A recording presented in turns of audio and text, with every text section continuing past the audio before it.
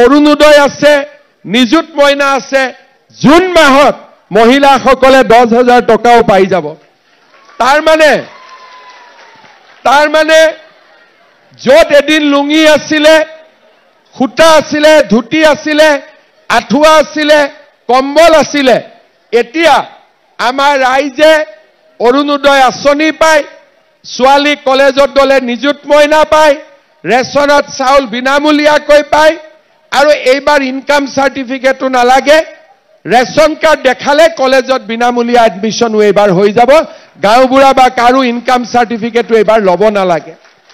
1 অক্টোবৰৰ পৰা ৰেচনত চাউলৰ লগতে 1 অক্টোবৰৰ পৰা কম দামত আমি দালি পাম, নিমখ পাম আৰু তেলো পাম। 1 অক্টোবৰৰ পৰা ৰেচনৰ দোকানত নিমখৰ দাম যদি 40 টকা, ৰেচনত 30 টকাত পাম। দালিৰ দাম যদি 90 টকা, ৰেচনত 60 টকাত পাম। চেনিৰ দাম যদি 90 টকা, ৰেচনত আমি 60 টকাত পাম। 1 অক্টোবৰৰ পৰা গেছৰ দাম এতিয়া 1,050 টকা। 1 অক্টোবৰৰ পৰা চৰকাৰে আপোনালোকক গেছ 650 টকাত আপোনালোকক দি দিব। আৰু যাৰ উজ্বলা গেছ আছে, উজ্বলাৰ কাগজ আছে, তেওঁলোকে গেছ 250 টকাত পাব। এইখিনিও মই আজি আপোনালোকক ক'ব খুজিছো। 1 এপ্ৰিলৰ পৰা ইলেক্ট্ৰিচিটিৰ দাম 1 টকা কমিলে। অক্টোবৰ নৱেম্বৰৰ পৰা ইলেক্ট্ৰিচিটিৰ দাম আৰু 1 টকা কমি যাব। ৰাইজে সকলোৰে পৰা সহায় পাব। মেট্ৰিকৰ কেণ্ডিডেটবিলাকে মেট্ৰিক পৰীক্ষা দিয়াৰ আগতে যাতে গাখীৰ এগিলাচ খাব পাৰে, কিতাপ পত্ৰ কিনিব পাৰে, মেট্ৰিকৰ কেণ্ডিডেটবিলাকেও প্ৰত্যেক মাহত মেট্ৰিক পৰীক্ষা নোহোৱালৈকে মাহত 300 টকা বেংক একাউণ্টত পাই থাকিব।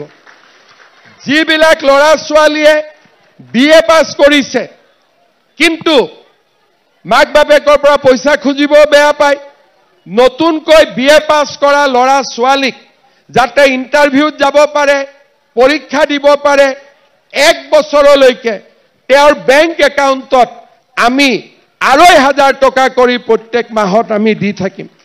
চাকৰি ওলাই আছে, অক্টোবৰত আৰু পুলিচ ওলাব, ফৰেষ্ট ওলাব, চাকৰি ওলাব।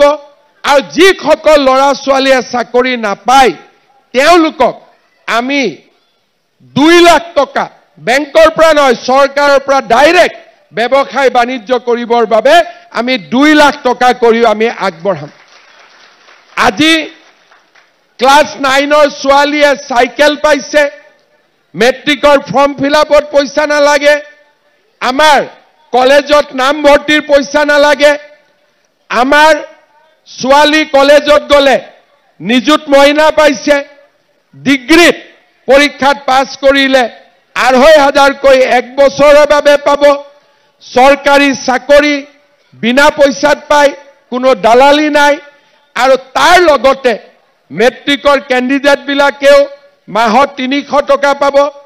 অৰুণোদয় আঁচনি যিবিলাকে পোৱা নাই, আমাৰ জালুকবাৰীৰ কাৰণে আৰু 7,000 অৰুণোদয় দি দিম, যাতে নোপোৱাখিনিও অৰুণোদয় পাই যাব পাৰে। আমি সকলো দুখীয়া মানুহ আজি আমাৰ চৰকাৰখনৰ পৰা উপকৃত হৈছে। কংগ্ৰেছৰ দিনত অকল লুঙি আৰু ধুতি আছিলে, সূতা আৰু আঁঠুৱা আছিলে।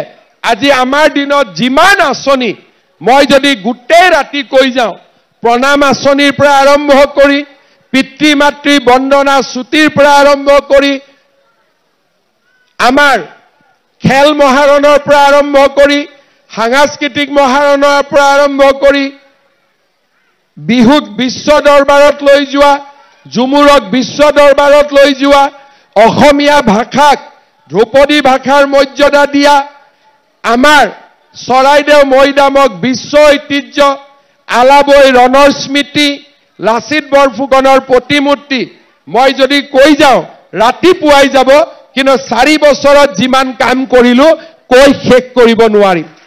শ্ৰদ্ধাৰ ৰাইজ, আপোনালোকে মোক যি মনত চিন্তা কৰি অসমৰ মুখ্যমন্ত্ৰীৰ দায়িত্ব ল'বলৈ আগবঢ়াই দিছিলে, আজি মই যোৱা 4টা বছৰত প্ৰতিটো দিন, প্ৰতিটো পল প্ৰতিটো মুহূৰ্ত অসমবাসী ৰাইজৰ বাবে সমষ্টি ৰাইজৰ বাবে কাম কৰিবলৈ চেষ্টা কৰিছোঁ আজি আপোনালোকে দেখা পাইছে চাৰিওফালে নতুন মথাউৰি বনিছে দদৰাৰ ওপৰতো মথাউৰি বনিছে আকৌ মথাউৰিবিলাক পাকা ৰাস্তালৈকেও ৰূপান্তৰ হৈছে আগতে ক'ত মথাউৰি নহৈছিল এতিয়া মথাউৰি হৈছে আকৌ মথাউৰিৰ ওপৰত পাকা ৰাস্তাও হৈছে ইমান পৰিৱৰ্তন আমাৰ ৰাজ্যৰ জনজীৱনলৈ কেতিয়াও অহা নাছিলে বসুন্ধৰা আঁচনি দুখীয়া মানুহক মাটিৰ পট্টা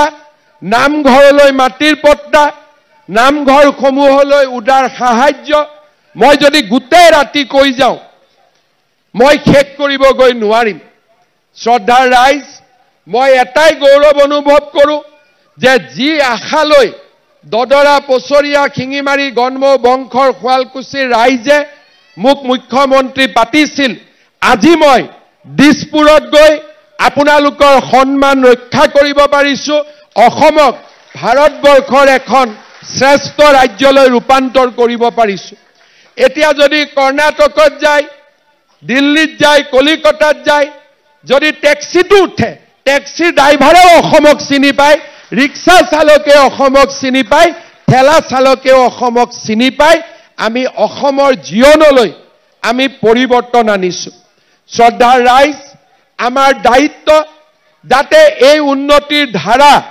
অহা 5 বছৰো অব্যাহত থাকে অহা 10 বছৰো অব্যাহত থাকে অসমখনত যাতে সকলো সমস্যা শেষ হৈ যায় এতিয়া প্ৰথমবাৰ অসমত এডভান্টেজ আসাম সামিট হৈছে আদানী আম্বানী জিন্দাল টাটা যিবিলাক মানুহে বন্দুকৰ ভয়ত অসমৰ নামো নলৈছিল তেওঁলোকে আজি অসমত আহি ঘোষণা কৰিছে যে আমি 5 লাখ কোটি টকাৰ ইণ্ডাষ্ট্ৰি আমি অসমত স্থাপন কৰিম আমি যদি এই ইণ্ডাষ্ট্ৰিবোৰ বঢ়াব পাৰোঁ আনিব পাৰোঁ যিমান ল'ৰা ছোৱালী আজি অসমৰ বাহিৰত সিকিউৰিটি গাৰ্ড কৰিবৰ কাৰণে গৈছে কেৰালা তামিলনাডু কৰ্ণাটকা বেমাৰ হলেও হিয়তি ঔষধ নাপায় মৃত্যু হলেও মৃত শৰীৰ ঘূৰি নাহে অসমত উদ্যোগ হলে আমি বাহিৰত থকা ল'ৰা ছোৱালী সকলোকে আমি অসমলৈ উভতাই আনিব পাৰিম শ্ৰদ্ধাৰ ৰাইজ সেইবাবে